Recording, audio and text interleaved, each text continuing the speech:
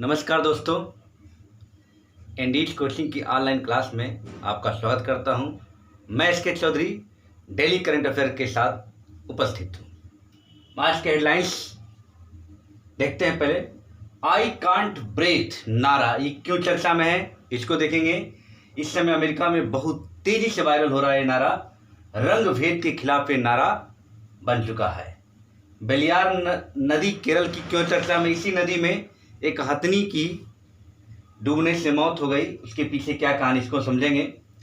आवश्यक वस्तु अधिनियम 1955 में बदलाव की तैयारी में है नीति आयोग, उसको देखेंगे।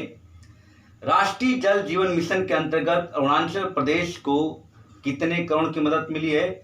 255 करोड़ खर्च करेगा अपने यहाँ 2023 तक 100% नल कनेक्शन देने के लिए। आजीविका हस्तक्षेप योजना उड़ीसा सरकार द्वारा प्रारंभ की गई है टिकाऊ आजीविका के साधन खोजने के लिए। मूडीज रेटिंग ने भारत की प्रभुसत्ता रेटिंग को घटा दिया है, सबसे खराब श्रेणी में शामिल किया है बाथरी। कोलकाता पोर्ट जो है उसका नाम श्यामा प्रसाद मुखर्जी पोर्ट करने की कैबिनेट ने मंजूरी दे दी है, हालांकि घोषणा पहले भी हो चुकी है। थिया आनमान चौक के बीजिंग में है। ये चर्चा में इसलिए कि 4 जून को 1989 में यहीं पे इसी चौक में लोकतंत्र के समर्थकों की टैंक द्वारा गोली चलाकर हत्या कर दी गई थी। ये इतिहास में बहुत ही फेमस घटना है, इसीलिए ये जाना जाता है। अब आते हैं हम लोग चर्चा करते हैं। सबसे पहले आई कांट ब्रेथ नारा। आपको पता है कि अमेरिका में एक अश्वेत हैं, कल मैंने आपको बताया था, जॉर्ज फ्लॉयड। अश्वेत जॉर्ज फ्लॉयड, इनकी पुलिस द्वारा निर्मम तरीके से हत्या कर दी गई थी। उनका गला दबाया गया था। तो गला दबाते समय उन्होंने अपना अंतिम शब्द बोला था, आई कांट ब्रेथ। तो यही शब्द अमेरिका में इस समय रंग भेद के खिलाफ प्रदर्शन का मूल मंत्र बन चुका है और इस समय बहुत जबरदस्त हिंसा का रूप यहाँ पे हो चुका है। तो ये ध्यान रखना है, आई कांट ब्रेथ नारा कहाँ चला है? अमेरिका में रंग भेद के खिलाफ समर्थन में शुरू किया गया है। जॉर्ज फ्लॉयड के अंतिम शब्द थे। दूसरा देखते हैं, बेलियार नदी। ये केरल का नदी है बेलियार नदी। इस नदी में एक हथनी, गर्भवती हथनी की मृत्यु के कारण नदी चर्चा में आया है। हुआ ये था कि ये केरल का जो साइलेंट वैली है उसी क्षेत्र में एक हाथी को विस्फोटक खिला दिया गया था अनानास में, कुछ शरारती तत्वों द्वारा, जिससे उसे दिक्कत हुई और वो जाकर इसी नदी में जाकर वो अपनी अंतिम सांस लेती है। यानी 2-3 दिन तक इसी नदी में रहती है और अंत वो मर जाती है, मृत्यु को प्राप्त करती है। तो एक बहुत ही अमानवीय घटना है, इसको लेकर एक जानकारी रखेगी, इसीलिए नदी चर्चा में। नेक्स्ट आते हैं, आवश्यक वस्तु अधिनियम 1955। ये क्या था? इस अधिनियम के तहत जो आवश्यक वस्तु है उसकी आसानी से उपलब्धता हो, इसीलिए अधिनियम 1955 में बनाया गया था।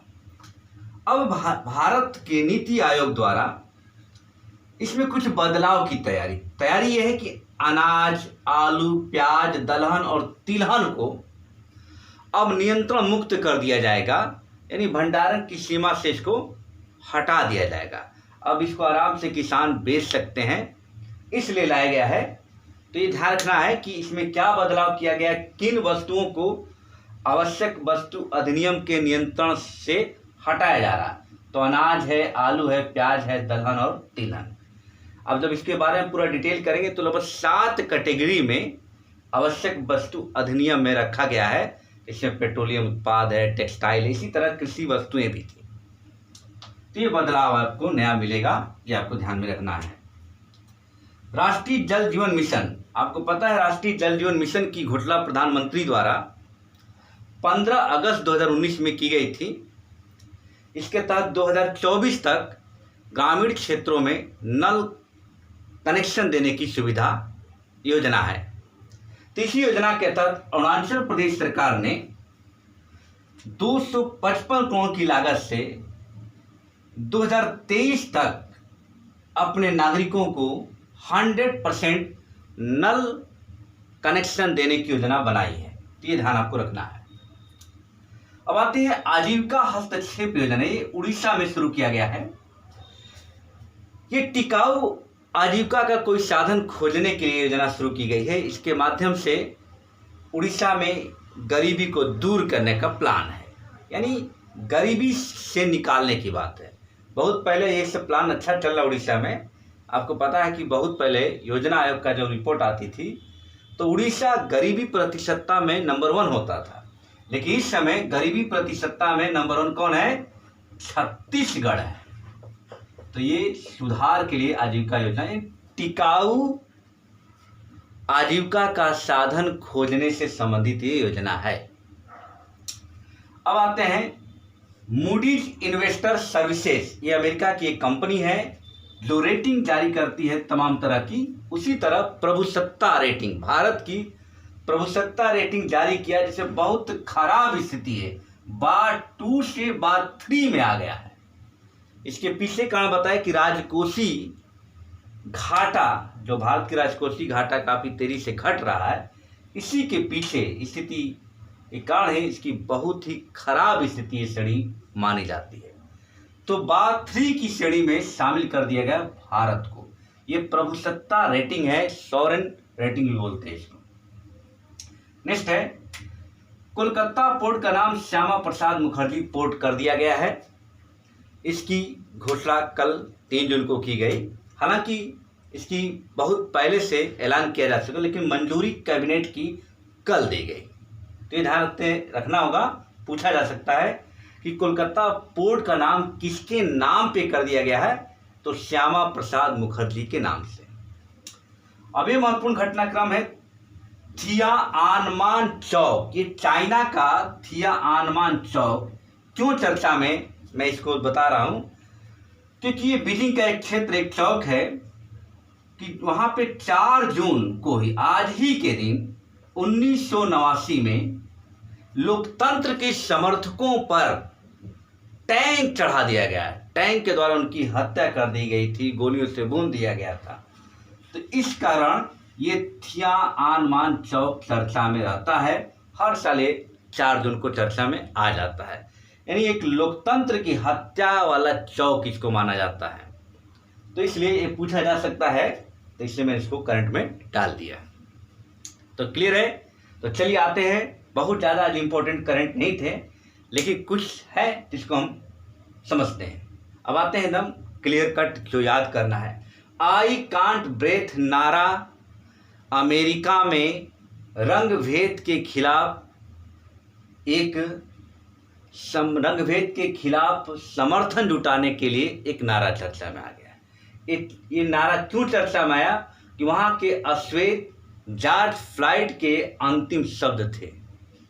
बेलियार नदी में एक हथनी की निर्मम तरीके से विस्फोटक खिलाकर हत्या कर देने के कारण ये नदी चर्चा में आया। आवश्यक वस्तु अधिनियम 1955 में भारत सरकार के थिंक टैंक नीति आयोग ने एक बड़े बदलाव की तैयारी की है, जिसमें से अनाज, आलू, प्याज, दलहन और तिलहन को नियंत्रण मुक्त कर दिया जाएगा, यानी भंडारण की सीमा से इसको हटा दिया जाएगा।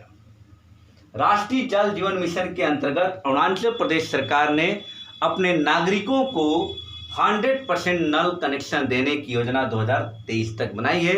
इसके लिए 255 करोड़ का आवंटन किया गया है। आजीविका हस्तक्षेप योजना उड़ीसा सरकार द्वारा प्रारंभ किया गया है, टिकाऊ आजीविका के साधन खोजने के लिए, ताकि वहाँ की मैक्सिमम जो गरीब जनसंख्या है वो गरीबी रेखा से ऊपर आ सके। हाँ, मूडीज इन्वेस्टर सर्विसेज ने भारत की प्रभुसत्ता रेटिंग को बार 2 से घटाकर बार 3 की स्थिति में ला दिया है, जो सबसे खराब रेटिंग है। कोलकाता पोर्ट को नाम श्यामा प्रसाद मुखर्जी पोर्ट कर दिया गया है। इसकी घोषणा तो बहुत पहले से की गई थी, लेकिन कैबिनेट की मंजूरी कल दी गई थी 3 जून को।